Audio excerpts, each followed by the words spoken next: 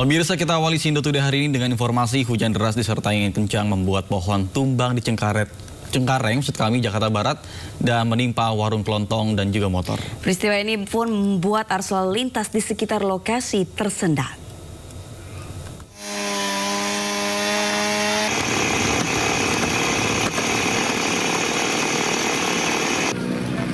Sebuah pohon berukuran besar yang berada di Jalan Pedongkelan Raya Cengkareng, Jakarta Barat tumbang. Menurut saksi mata, robohnya pohon ini akibat angin kencang disertai hujan deras yang melanda wilayah ini. Akibat peristiwa ini, sebuah warung kelontong dan motor mengalami kerusakan cukup parah tertimpa pohon tumbang ini. Warga bersama petugas gabungan langsung mengevakuasi pohon tumbang. Arus lalu lintas kendaraan yang melaju dari arah Cengkareng menuju arah Penjaringan Jakarta Utara terpaksa ditutup untuk memudahkan proses evakuasi. Tidak ada korban luka dan jiwa dalam peristiwa ini. Dari Jakarta, Miftahul Gadi, iNews melaporkan. Pemirsa, seorang buruh harian lepas tertimpa batang pohon saat tengah menebang pohon besar di Gunung Pangilun, Kota Padang. Petugas evakuasi korban yang berlangsung secara dramatis.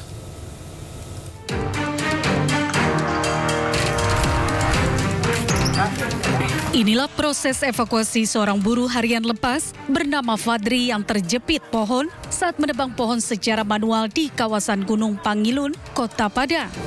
Petugas gabungan langsung evakuasi korban dengan berhati-hati karena posisi korban cukup sulit dijangkau berada di ketinggian.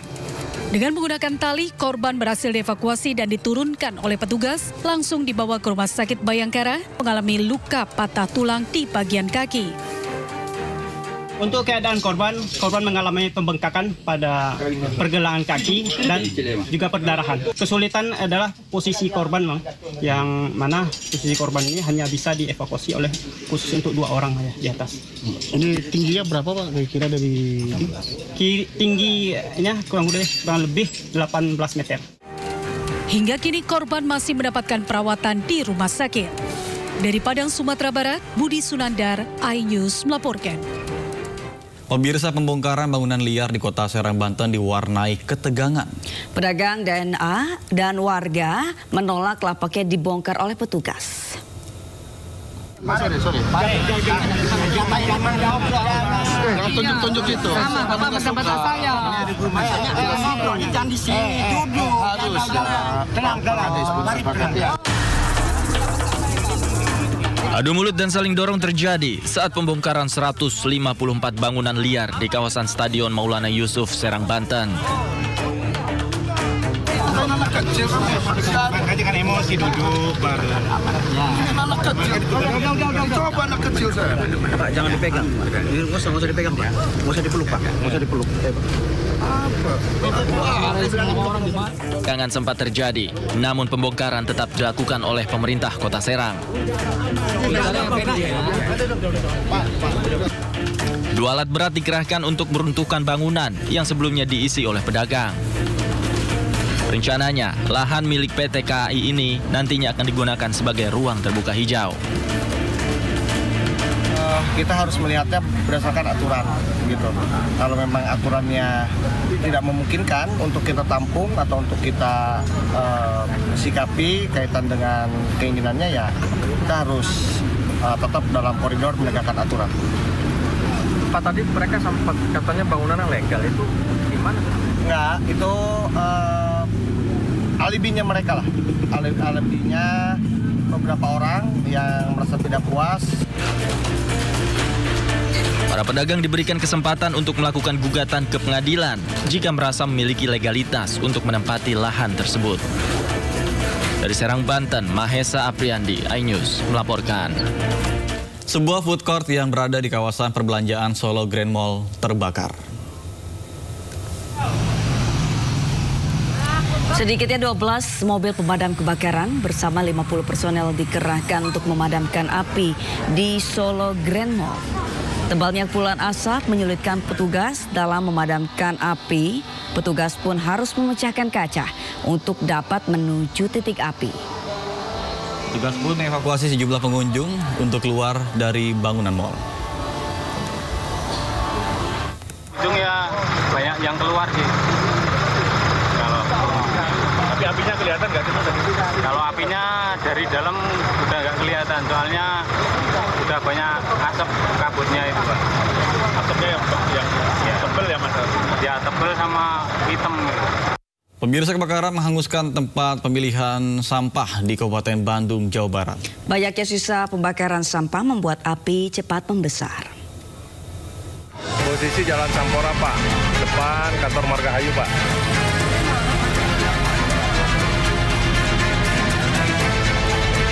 Masuk Jalan Sukamenak, Pak. Api hanguskan tempat pemilahan sampah di Desa Sukamenak, Kecamatan Margahayu, Kabupaten Bandung, Jawa Barat pada Kamis malam. Peristiwa kebakaran diduga berawal dari sisa pembakaran sampah yang merembet ke bahan yang mudah terbakar, kemudian api pun menyambar dan membesar.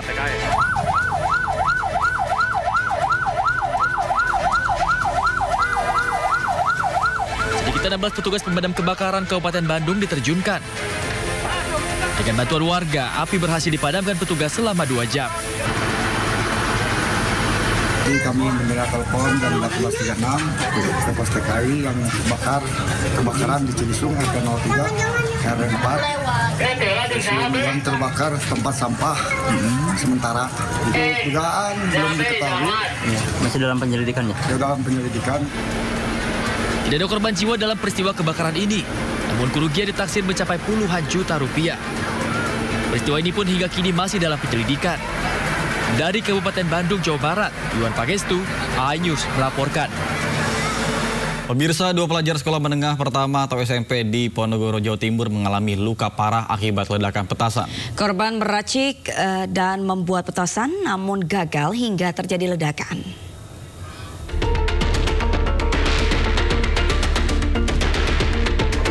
Yudi dan Dimas, 2 pelajar SMP ini dirawat intensif di RSUD Harjono Ponorogo karena mengalami luka bakar serius akibat ledakan petasan yang mereka buat. Awalnya kedua korban bersama 3 teman lainnya membuat petasan dan balon udara di rumah Yudi di Kelurahan Kepatihan Ponorogo. Rencananya balon dan petasan akan diterbangkan saat Hari Raya Idul Adha. Naas saat kedua korban meracik mesiu, diduga terjadi benturan hingga petasan meledak. Keduanya alami luka serius di kepala, tangan, dan kaki.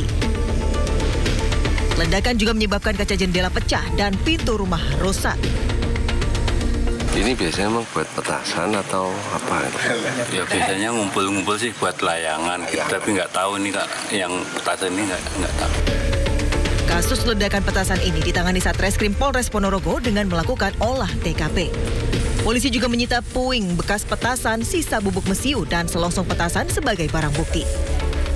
Dari Ponorogo, Jawa Timur, Ahmad Subeki, iNews melaporkan. Pemirsa, polisi menahan Kristiano Tarigan yang merupakan tersangka penabrak Argo Eriko Avandi di Polresta Sleman, Yogyakarta. Sementara itu, keluarga korban menolak damai dan berkomitmen untuk menempuh jalur hukum.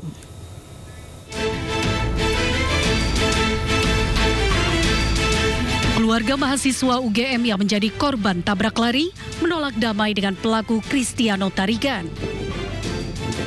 Melina, ibu almarhum Argo Eriko, ingin kasus ini diusut tuntas sesuai dengan hukum yang berlaku. Ia juga meminta pendampingan hukum kepada Kantor Pusat Konsultasi dan Bantuan Hukum UGM untuk mengawal kasus ini hingga tuntas. Yang jelas bahwa memang anak saya itu anak yang baik, sopan, pintar, dan juga dia sangat berkontribusi banyak bagi orang lain dan bermanfaat pelajar yang saya yakin. Gitu?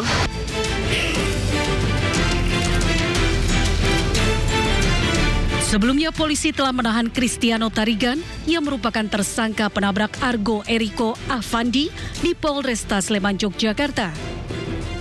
Dirinya ditahan setelah sempat menjalani pemeriksaan di Mapolresta Sleman dengan status tersangka.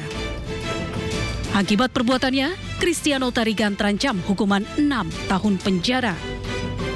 Tim Liputan iNews melaporkan. Sementara karangan bunga sebagai simbol duka untuk Argo Eriko Avandi, mahasiswa Fakultas Hukum UGM yang tewas dalam kecelakaan lalu lintas, terus berdatangan ke halaman kampusnya. Pendiri juga berharap keadilan ditegakkan dalam kasus tewasnya Argo. Ratusan bunga diletakkan mahasiswa dan warga Yogyakarta di kaki patung Dewi Keadilan di halaman Fakultas Hukum Universitas Gadjah Mada, Yogyakarta.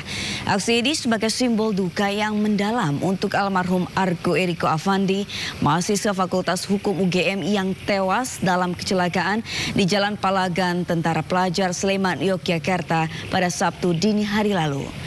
Mahasiswa dan warga Yogyakarta berharap kasus ini dapat diselesaikan kepolisian dengan tuntas tanpa melihat latar belakang pelaku. Dari kami mahasiswa sendiri juga semoga keadilan bisa menjemput Argo, yang mana semoga Argo mendapat keadilan yang seadil-adilnya di sini.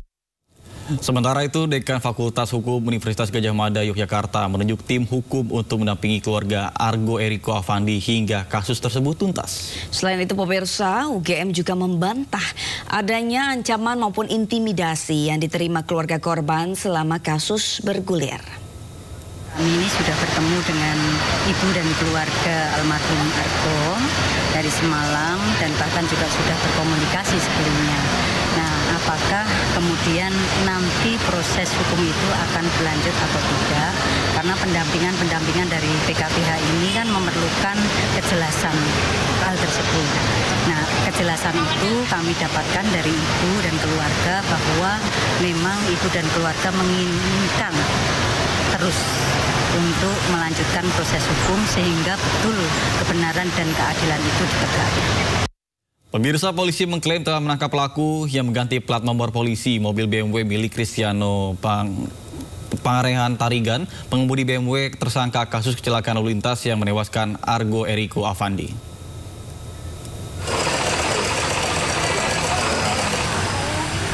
Hal itu diungkap Kapolresta Sleman, Kombes Pol Edi Setianto saat memberikan keterangan kepada awak media.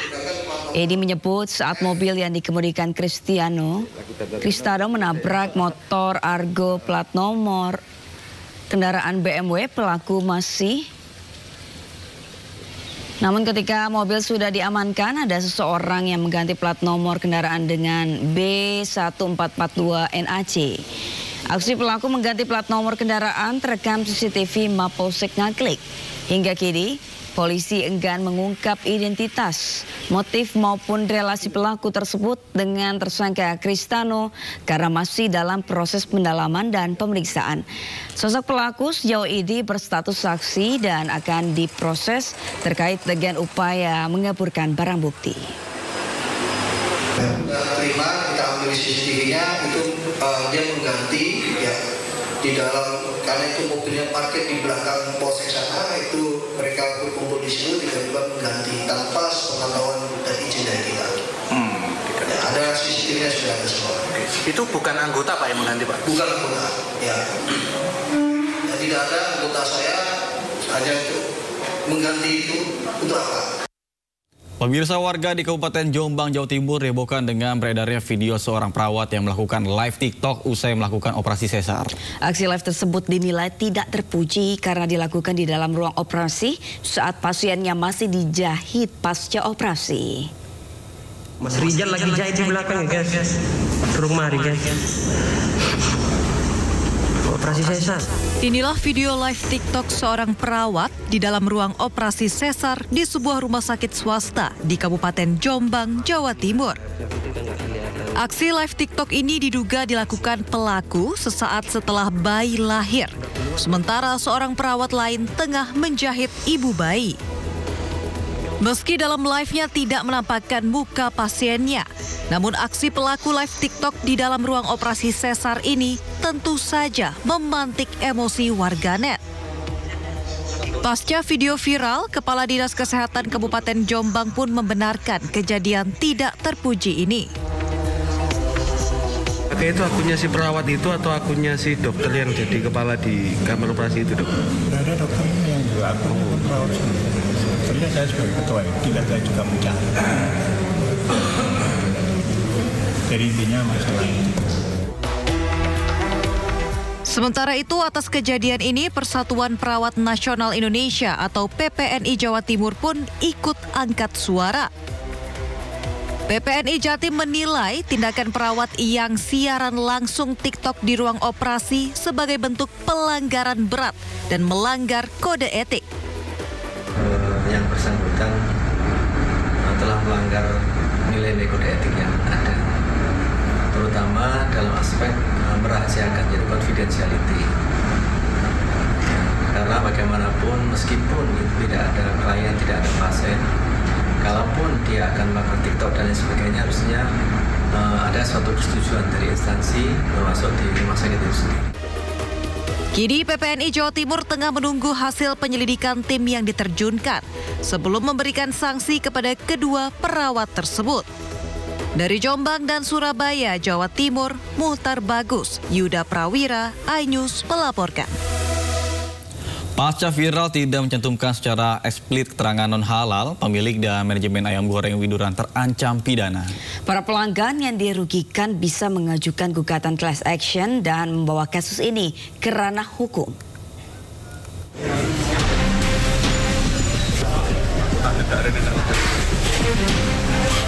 Rumah makan ayam goreng Widuran mendadak viral.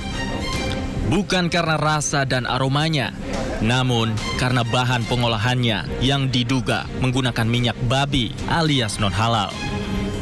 Ironisnya, pihak manajemen ayam goreng Widuran diduga menipu para pelanggan mereka dengan tidak mencantumkan keterangan produk non-halal secara eksplisit. Tak hanya itu, diduga rumah makan ayam Widuran menutupi fakta ini sejak tahun 1973. Hal ini membuat pemerintah Kota Solo menutup rumah makan ayam Widuran untuk sementara sambil melakukan penyelidikan. Ini sudah 50 tahun, ini saya cukup kecewa dan ini untuk menjaga kerukunan umat beragama, satu, kedua perlindungan konsumen, itu yang paling penting.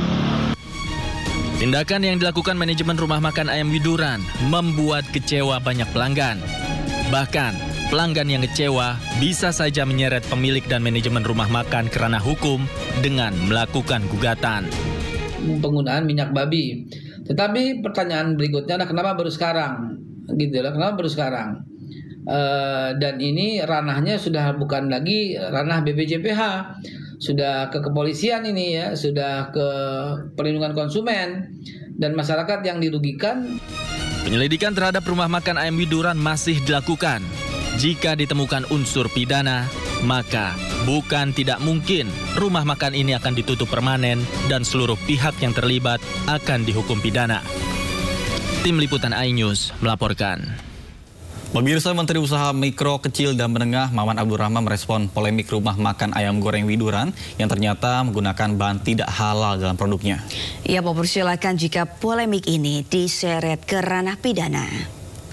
Silakan diproses sesuai dengan aturan hukum yang ada dan itu biarkan menjadi kewenangan aparatur penegak hukum.